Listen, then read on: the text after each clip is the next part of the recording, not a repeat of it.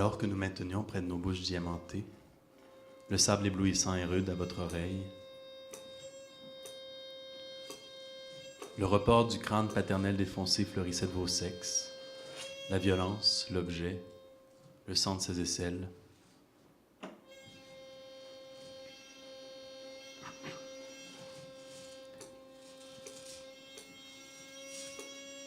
Par le trou carnage de son ventre, son vêtement bleu, l'odeur, son lotissement craintif. Ainsi le sacrilège fut-il consommé.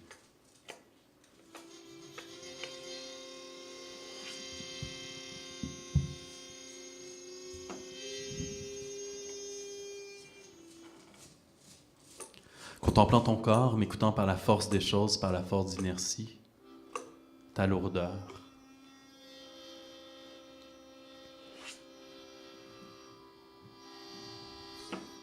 Ainsi,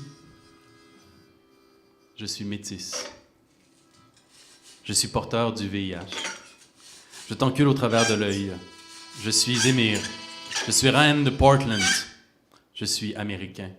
Je suis pape corrompu. Je suis enfoui dans le tiroir des curiosités québécoises. Je suis éméché. J'ai l'alcool productif et pourtant suis sobre comme Mathusalem au jour de ses premiers attouchements.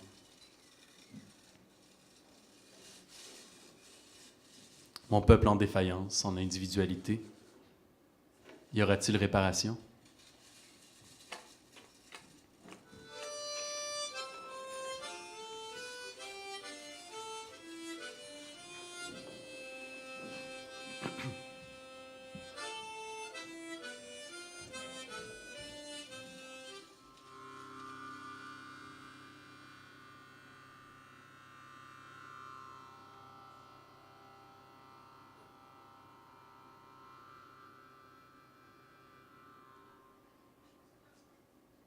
Oliard, mon amour. Le rocher abritait nos ébats. La baie vitrée du salon entre nous. Le lac de perles et l'orgasme à peu de choses près du ciel. Les échos de nacre reprennent leur place au creux des hordes tristes. Nous naviguerons sous les arbustes consumés, nos mains décrépies oiseuses, couvertes de sperme et de larves, nous rirons.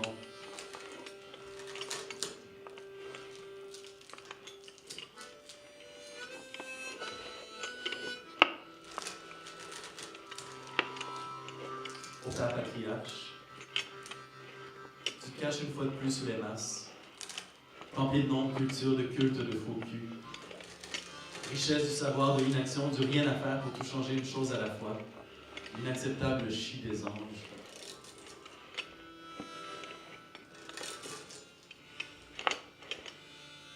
Tout est changé, je ne puis plus. Je pourrais être danseuse étoile et pourrais me changer avec les autres danseuses étoiles et caresser leur peau entre, les prendre en photo, collectionner leurs iris, leurs jouances frêles. Mais on aime toujours mieux et avec raison, et moi aussi, les gens heureux et sereins, plutôt que les clowns tristes, excentriques, hors de la joie. Mon oisiveté heureuse.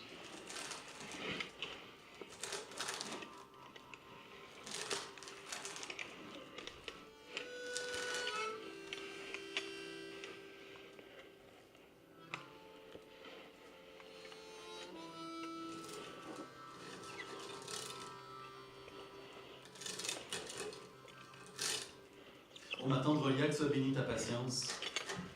Je suis à disposer les pierres dans mon jardin. Je t'en prie, crois-moi, je ne suis pas fou. Et du moins, mes actions savent vers où se porter, tout contre mes paroles, l'empoisonneuse sereine. Je t'en prie, aime-moi. Je me jette à tes bottes encrassées et implore ton indifférence, une obole pour une poésie que tu ne pourras réciter en cas de doute. Ni encore au jour de tes épousailles, même au jour rituel de ta mort. Compte pour endormir ton enfant, dors, mon enfant, dors. Papa est parti chercher du lait pour les céréales demain matin.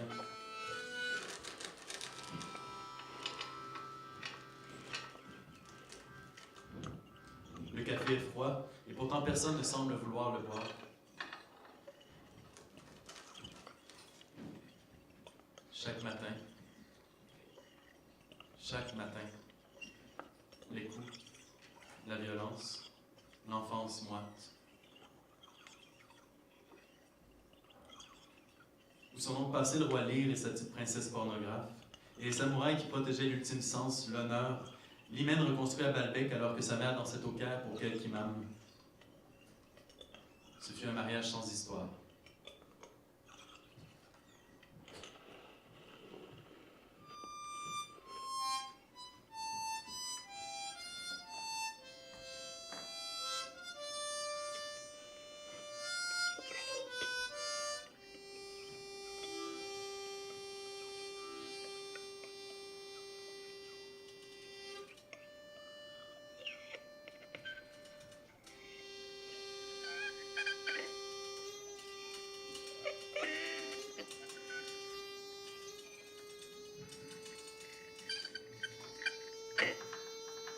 Ainsi, je veux me tenir debout et relever ton corps lourd.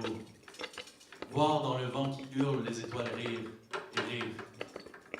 Les vieilles histoires troquées, je lance nu dans mon salon et tout le monde s'en fout. Joyeuse émeraude et réaliste du fouet et du viol par l'anus contraignant. Les mots ne te conviennent plus, mon chant n'est plus miel à ton oreille. Les harmonies que je t'éjacule dans la pose de tes tripes ne trempent plus de joie. Je vais trop loin depuis toujours. Ceci n'est pas de la musique, de la poésie.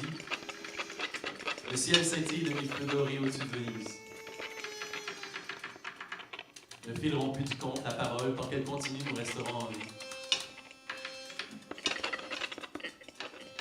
Et toi qui t'es toujours, qui écoute, qui en redemande, le sucer ne suffit plus, il faudrait en plus te redonner les goûts de vie. Les mots pour te froisser sont peut-être épuisés, qui sait. Mon poème d'impuissance en marche.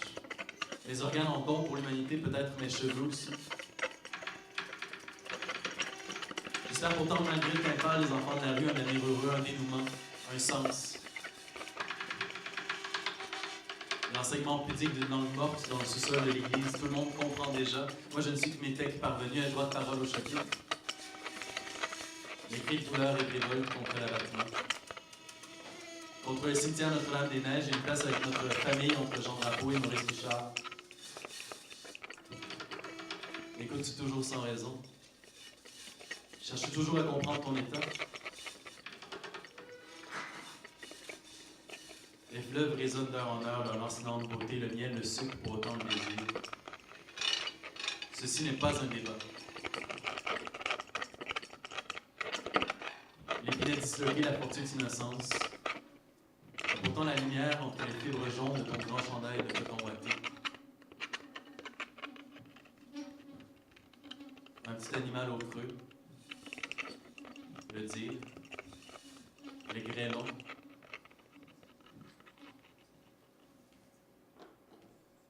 Tu sais, il n'y avait pas vraiment de tendresse commise entre les doigts usés qui tiraient tes ficelles. Sinon peut-être un regard de mère.